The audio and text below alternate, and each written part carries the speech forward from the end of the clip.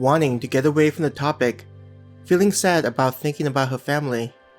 Claire asked the father, "What type of job did you pick?"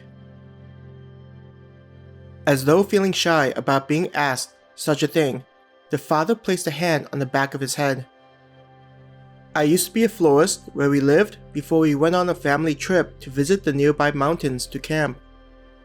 Though the plants were not all the same in the simulation, when compared to the real world, I was still able to receive some training from the guild. I selected a job that required gathering various plants to be used for medicine creation." Hearing that the man used to work as a florist, she was at a loss for words. After the father explained what he had been up to, the mother added, "I selected a job to clean up a house and business for a merchant.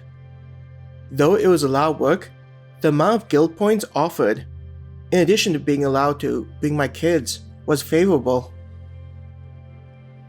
Being informed of the kids tagging along for the job, Hannah asked in confusion, "Doesn't the guild outside the simulation have some daycare system in place?" Blinking, Claire realized that Hannah brought up a good point. It'd be unusual for such an advanced city to not have something to look after kids while the parents worked. Watching as the two kids ate the food, the mother was silent before she looked back to Claire. "Since being inside the simulation will help them to become stronger, I want them to have as much exposure to the mysterious energy as possible. Though I feel guilty as they had to sit around as I was working, I felt that it would be more beneficial for them to be inside of the simulation in the long run.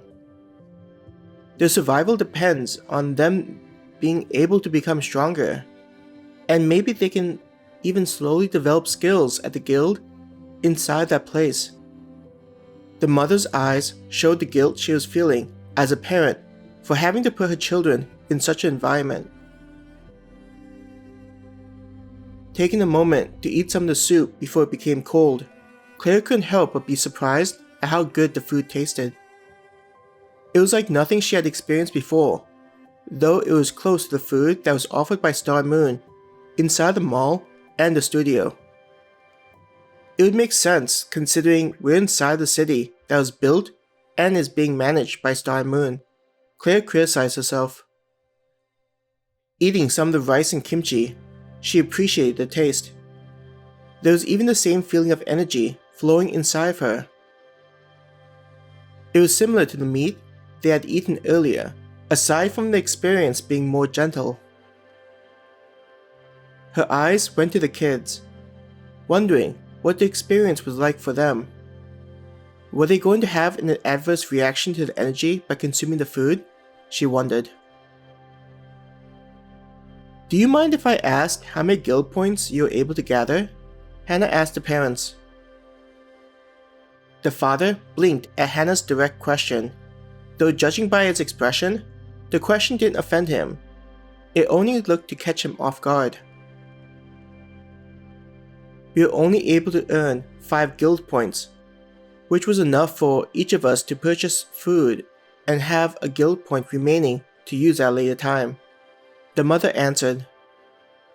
Though there were jobs that offered a greater amount of guild points, they required hunting down monsters.